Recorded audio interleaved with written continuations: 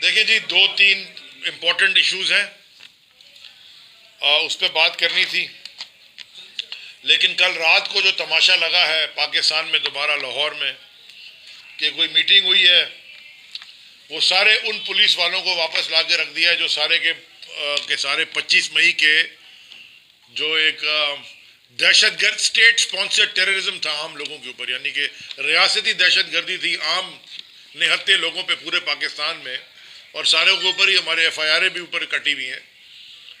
उसकी भी आज हम सुबह बेल की डेट लेके आए हैं। खैर, तो वो सारे पुलिस वाले उनको वापस ला के बिठा दिया है पोजीशंस ऑफ पावर पे, और रात को उनकी कोई मीटिंग हुई है और उन्होंने कोई प्लान बनाया है या डिस्कस किया है कि इमरान खान साहब को गिरफ्तार करेंगे। तो ये इमरान खान को गलती ऐसी ना करें सोचने की भी, ये वो रेड लाइन है जो इस मुल्क को जिस केओस में है उस केओस को मल्टीप्लाई कर देगी। ये वो रेड लाइन है जिससे मुल्क को बहुत ज्यादा डैमेज होगा। तो ये जो अहमकाना हरकतें आप कर रहे हैं, आपसे करवाई जा रही हैं, आप खुद भी कर रहे हैं। फवाद चौधरी को अरेस्ट कर लिया, शदीद अल्फाज में मजम्मत करते हैं।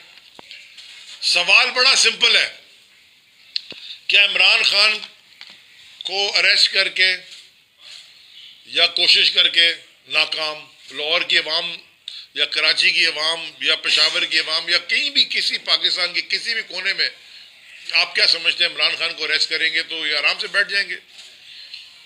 या फवाद चौधरी को अरेस्ट करने से आपके जो इस मुल्क के माशी हालात हैं कि बिजली 24 घंटे नहीं होती, गैस है हफ्तों नहीं होती, तबाही है, लॉ एंड ऑर्डर तबाह है, इन्फ्लेशन है, डॉलर शायद 250 रुपए से ऊपर चला जाने वाला है, सुना है मैंने, 17% करने लगे इंटरेस्ट रेट।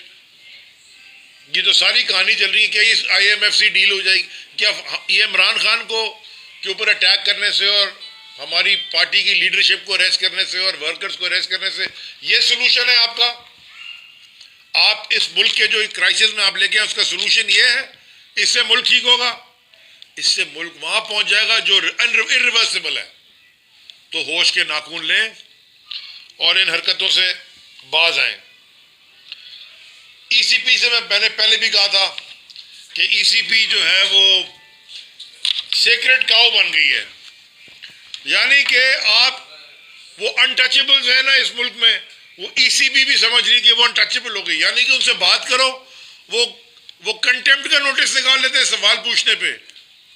जो इलेक्शन आपने कराया है फेज 1 जो सिंध में हुआ था और उसके बाद जो फेज 2 कराया, भी लियाकत जतोई साहब भी बात करेंगे उसके ऊपर, मैंने खास तौर पे दरखास्त की थी लियाकत भाई से कि मेड के ऊपर और दादू में जो आप बात करेंगे, जो आपने इलेक्शन करवाया है इस पे अगर सवाल उठाए तो वो पसंद नहीं है आपको।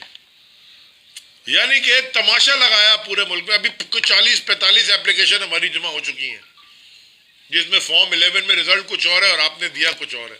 आसानी से 41 को 241 कर दिया, 59 को 259 कर दिया। ये चनेसर कोर्ट में हार गया था ये सईद गनी अपनी UC। फॉर्म 11 मेरे पास है, वो उसको 200 वोट बढ़ा के जी वो UC निकल गई। ऐसे पूरे शहर में हुआ है। ऊपर से इस मुल्क में अजीब तमाशा है कि क्रिमिनल्स अयाशी से घूम रहे हैं, बेल पे बेल मिल रही है, केस उनके डिसमिस हो रहे हैं और हम जैसे लोगों पे दहशतगर्दी की FIR कट रही हैं।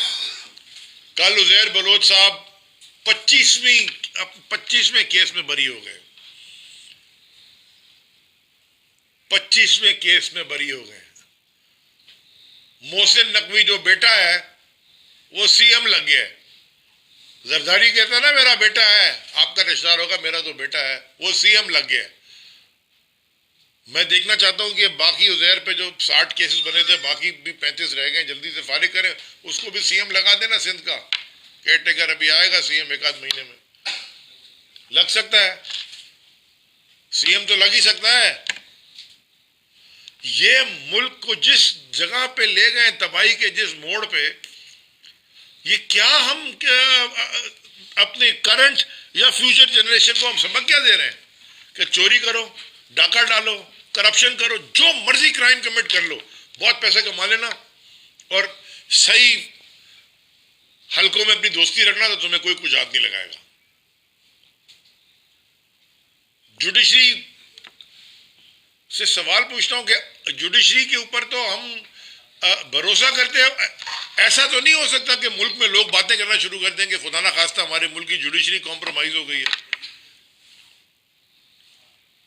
जिस मुल्क की जुडिशरी कॉम्प्रोमाइज हो जाए, जिस मुल्क की लॉ एनफोर्समेंट करप्ट हो, जिस मुल्क में नामवर चोरों को पोजीशंस ऑफ पावर में बिठा दिया जाए, वो मुल्क कभी तरक्की कर ही नहीं सकता, वो रिवर्स में चला जाएगा। मैं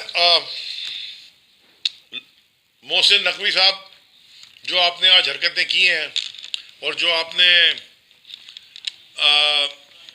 ये बड़ी लॉयल्टी दिखाने की कोशिश की है, ज़रूरत की है, और आपने बड़ा कोई एंटी पीटीआई जो आपका मौक़िफ़ था वो आपने प्रूव कर दिया है कि आप कितने आप केयर टेकर हैं, आप तो बिल्कुल ही एंटी हैं। आप समझ रहे हैं कि आप ये 3 महीने की आपकी जो है, अगर मैक्सिमम खींच लिया आपने सीएम शिप, उसके बाद आपको क्या हो, आप फारिग हो जाएंगे हमारी। ये सारी पावर टेम्परेरी होती है, जो जितनी बड़ी पोजीशन ऑफ पावर में हो वो टेम्परेरी होती है। उसके बाद आपने अवाम में आना होता है और एक ना एक दिन सबको अल्लाह के पास जाना होता है। जो फैसले करते हैं वो अपनी आखिरत को आंखों के सामने रख के करें और अपने घर वालों की इज्जत का ख्याल कर लें। मैं चाहता हूँ लियाकत जतोई साहब, बहुत इंपॉर्टेंट है कि आप दादू में जो हुआ इसके बारे में पूरे दादू के बारे में आपको बताऊंगा कि इलेक्शन तो नहीं था, ये धांधला था पूरी तरह से। लेकिन उससे पहले मैं ये बात करना चाह रहा हूँ कि आखिर इस मुल्क का कोई वाली वारिस है या नहीं है। ये कायदे आज़म ने मुल्क इसलिए बनाया था कि 4 चंद लोग जो करप्शन में इन्वॉल्व हो, मनी लॉन्ड्रिंग में इन्वॉल्व हो, नेब ऑर्डिनेंस को अमेंड कर लें, पैसे बचा लें, अपने अकाउंट्स जो फ्रीज थे उनको डीफ्रीज करवा लें, और कोई कहने वाला नहीं है। क्या क्या मैंडेट है इस गवर्नमेंट का, किस तरह से ये गवर्नमेंट चल रही है। फ्रंटियर में गवर्नमेंट नहीं है, वहाँ केयर टेकर, पंजाब में, सिंध में ये हाल है, हर जगह। इमरान खान का कसूर क्या है? इमरान खान का सिर्फ ये कसूर है कि उसने पाकिस्तान के अवाम को बेदार किया है। पाकिस्तान के अवाम में एक बेदारी की लहर पैदा की है जो कि ज़रूरत थी। फॉर लास्ट 75 ईयर्स बैर बकरियों की तरह हुकूमत या हुक्मरान कर रहे थे, मनमानी अयाशियाँ कर रहे थे, उसका यही कसूर है। और दूसरा ये कसूर है कि वो एक फेयर फ्री इलेक्शन चाहता है इस मुल्क में। हम भी यहाँ बैठे हैं, मेरा नाम लियाकत अली खान है। क्यों है? क्योंकि हमारे वालिद और जो हमारे बुजुर्ग लोग थे उन्होंने पाकिस्तान बनाया, और पाकिस्तान के लिए हमें इतना जोश और खरोश था कि हमने नाम तक रखे। कितने लोगों ने कुर्बानी दी पाकिस्तान के लिए, कितने लोग बेचारे मारे इसलिए कि आप जरदारी, शहबाज शरीफ और इनको हुकूमत दें ताकि पैसे कमाएं। क्या है ये? क्या मुल्क है? इस तरह से मुल्क कैसे चलेगा? डिफ़ॉल्ट होने वाला है, उसके बाद श्रीलंका बनने वाले हैं। और खुदारा रहम खाएं। मैं उन अदारों को भी गुजारिश करता हूँ, खुदारा अपने मुल्क पे रहम खाएं। पड़ोसियों को तो देख लें ना, बांग्लादेश को देख लें, इंडिया को देख लें, उनकी इकोनॉमी देखें, उनकी डेवलपमेंट। हम लगे हुए हैं कि जी किसी तरह से इमरान खान को नाअहल करना है, गिरफ्तार करना है, पकड़ना है। मुल्क में ब्लैकआउट 24 घंटे। मैं भी फेडरल मिनिस्टर रहा हूँ वाटर एंड पावर का जी। मैं यहाँ से बाहर गैर मुल्की दौरे पे दुबई था, उसके बाद मुझे श्रीलंका जाना था। मुझे प्राइम मिनिस्टर ने फ़ोन किया कि 15 से 20 मिनट ब्लैकआउट हुआ है और आप कंटिन्यू करने, नहीं आना, सब हो जाता है ये कभी कभार। नहीं, मैंने कहा मैं वापस आया। जो लोग इन्वॉल्व थे उस पर सख्त सज़ा दी हमने, उनको पनिशमेंट दी। तो ये क्या है? प्राइम मिनिस्टर कहता है कि मुझे तो कोई इल्म ही नहीं है ब्लैकआउट का। This is laughing stuff. क्या आपको पता नहीं है? You are the prime minister, you are the chief executive. वो तो नहीं है आप, हम समझते हैं। तो ये क्या हालात हैं? हम कहाँ जा रहे हैं? आखिर इस मुल्क में हमारे बच्चे हैं, डॉलर पाउंड 315 का नहीं मिलता, डॉलर 265 में नहीं मिलता, पेट्रोल डीजल खाने पीने की चीज़ें, 13 जहाज बाहर खड़े हैं, एलसी नहीं खुल रही है, पैसे नहीं है, डॉलर्स नहीं है, क्या है? बिजनेस कम्युनिटी के लोग उस दिन गए अपना गवर्नर स्टेट बैंक के पास, उसको क्या सुना के आए आपको पता होगा, मुझे उसमें जाने की ज़रूरत नहीं है। तो ये क्या हो रहा है भाई? आफ्टर ऑल ये हमारा मुल्क है, हमें यहाँ रहना है, मरना है, हमारे बच्चों को हम क्या कहेंगे, उनको क्या ट्रांसफ़र करेंगे? अब आते हैं धांधली पे। मैं इलेक्शन कमीशन से एक सवाल करना चाहता हूँ, भली का टेप का अगर नोटिस करते हैं तो भली करें, मुझे ये नोटिस बहुत हो चुके हैं, जेलों में भी गए, कि पहले रिटर्निंग ऑफिसर्स और डीआरओज होते थे जुडिशरी के लोग। अभी आपको क्या ज़रूरत पड़ी है कि आपने उनको वहाँ पर रखा हुआ है जो वहाँ कमदारी करते हैं, जो मोस्ट ओबीडियंट सर्वेंट है, डिप्टी कमिश्नर, असिस्टेंट कमिश्नर, ये तो ऊपर की लेवल हो गई ना जी। नीचे की लेवल पे उन लोगों को रखा गया है जो उनके ख़ास मुहाफ़िज़ हैं, चमचे हैं, खाने पीने में एक साथ हैं, एक बिरयानी इकट्ठे खाते हैं, मिल के खाते हैं, उनको रखा गया है। और वो ऐसे लोग हैं जिन्होंने धांधली ऐसी की है कि रिजल्ट चेंज किए हैं हमारे। अब ये कहेंगे कि जी आप मेड़ में जीत गए 12-13 यूसी, कैसे? हम वहाँ घूम रहे थे, हमारे लोग थे, तभी इन्होंने वहाँ पर कोई धांधली नहीं की, फिर भी की। हमारा वार्ड 7 जो था उसमें हमारा एक अब्दुल्ला लाखिर जीता हुआ था, प्रिजाइडिंग ऑफिसर लिख के दे रहा है कि 3 वोट गुम हो गए। भाई तुम्हारी मौजूदगी में 3 वोट कैसे गुम हो गए? 12 वोट वो काउंट किए जिन पे न स्टैंपिंग थी न सिग्नेचर, और वो 2 वोटों से हरा दिया। काफ़ी मेरे पास एक कागजात हैं, सब चीज़ें हैं कि उन्होंने रिजल्ट चेंज किए हैं। और वो लोग और उन लोगों को भी मैं पैगाम देना चाहता हूँ, ये जो प्रिजाइडिंग ऑफिसर्स हमारे, कि सिंध के लिए, पाकिस्तान के लिए खुदारा सोचो। सिर्फ ट्रांसफ़र, पोस्टिंग, पैसे कमाना ये नहीं है। अल्लाह ताला ने तुम्हें यहाँ पैदा किया है कुछ कंट्रीब्यूट करने के लिए, और तुम लोग पैसों और इस पर कितनी रिगिंग करते हो, मैंडेट चुराते हो। बाहर के किसी मुल्क में किसी का मैंडेट चुराए तो उसको पता पड़ जाए कि क्या होता है मैंडेट। मैंडेट कभी चुराया नहीं जाता। बाहर के मुल्कों के इलेक्शन में कोई उंगली नहीं उठाता। चलें छोड़ें, इंडिया देख लें, दूसरे ममालिक देख लें, यूरोप और अमेरिका तो छोड़ें, हो ही नहीं सकता। तो ये क्या है? After all there is a clear mess, for God's sake, in the interest of Pakistan खुदारा इलेक्शन कराएं। और ये जो बाकी बातें सब ठीक है, डॉलर नहीं है, पाउंड नहीं है, पेट्रोल नहीं है, डीजल नहीं है, अमन अमान नहीं है, रिगिंग है, धांधलियां हैं, आप लगे हुए हैं इमरान खान के पीछे कि इसको किस तरह से, ये गवर्नमेंट है, ये इस तरह से गवर्नमेंट चलती है कि आप सोचें, लोगों का सोचें, लोगों का क्या हो रहा है कि स्ट्रीट क्राइम, और यहाँ पर किस तरह से जीत के आ गए हैं कराची में पीपल्स पार्टी वाले। और मैं तो ये दुआ करता हूँ कि खुदा करे हमें जल्दी निजात मिले। मेहरबानी जी। अच्छा अली भाई, सवाल ये है कि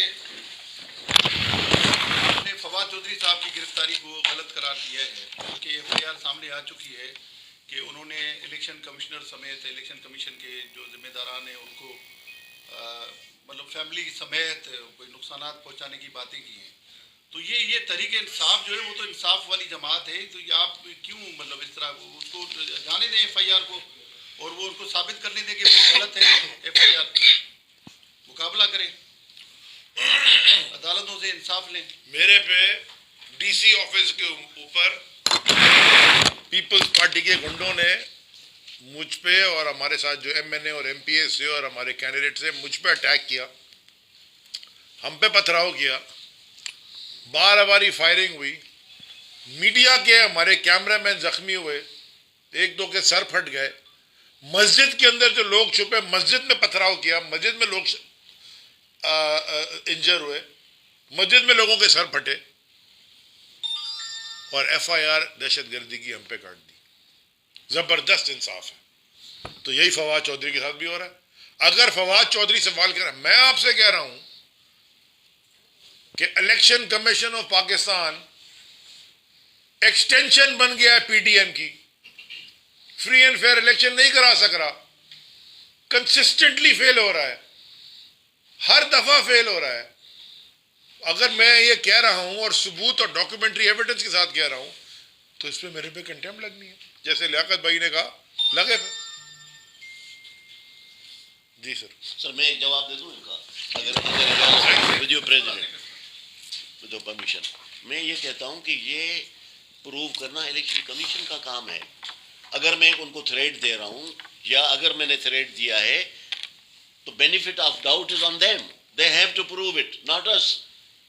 प्रूव करें ना, इस तरह पकड़ के गिरफ्तार करके और इस तरह से केस बनाए, ये जायज़ नहीं है। This is against the very spirit of constitution and this country. अच्छा जतोई साहब, आपसे भी सवाल है थोड़ा सा कि पीटीआई की हुकूमत थी 3.5-4 साल, आपने दादू को क्या डिलीवर किया कि दादू के लोगों से आपको उम्मीद थी कि आपको जो है वो वोट देते? इसलिए तो नाराज थे तकरीबन 3.5-4 इसलिए साल। तो रिजल्ट मिले ना कि हमने 13 यूनियन काउंसिल जीती है, municipal committee, in spite of rigging. इतनी मैसिव रिगिंग थी कि हमारे रिजल्ट चेंज हो गए। हमारे जो प्रिजाइडिंग ऑफिसर्स थे, हमारे 1000 वोट थे तो उनको 400 कर दिए, उनको 1000 कर दिया। मैं नाराज हूँ, ये मेरी मर्जी है। पार्टी के अंदर नाराजगियाँ होती हैं, बड़ी बड़ी पार्टियों में मिसअंडरस्टैंडिंग होती है, लेकिन हमने डिलीवर किया है तभी हुआ। मेरे से नाराज नहीं सर, पार्टी की बात। ये बड़ा जबरदस्त सवाल है, तस्दीक कर दी उन्होंने। ये बड़ा जबरदस्त सवाल है। नहीं मैं तो सही पूछ रहा हूँ। नहीं, हमारे इनसे ये तो नहीं थे ना प्रेसिडेंट, पार्टी में होती है। किस ये कुछ पार्टी नहीं में फर्क नहीं पड़ता, इससे ये होता रहता है। ये जबरदस्त सवाल पूछा है कि जी वो पीपल्स पार्टी ने कराची में क्या डिलीवर किया जो उनको इतने वोट पड़ गए। तो अब ये जरा समझाओ ना, कराची में पानी ना, कराची को तो हक भी नहीं दे रहे, वो पैसा भी कराची का नहीं दे रहे, पल रहे कराची के पैसों में, लूट के भी और टैक्स के भी। हाल कराची का क्या किया, रोडें तबाह, हर गटर तबाह, पानी नहीं, लॉ एंड ऑर्डर खराब। और उनको कैसे मिल गए? पूरा सिंध, एक सिंध का दारुल खिलाफा है कराची, पाकिस्तान की शहर है के माशी, इसको तो वर्ल्ड क्लास सिटी होना चाहिए था, ये तो 3rd क्लास सिटी से भी नीचे चला गया। तो ये आप सवाल पूछ रहे हैं, इसलिए तो हम कह रहे हैं कि बेईमानी की कोई इंतहा नहीं है।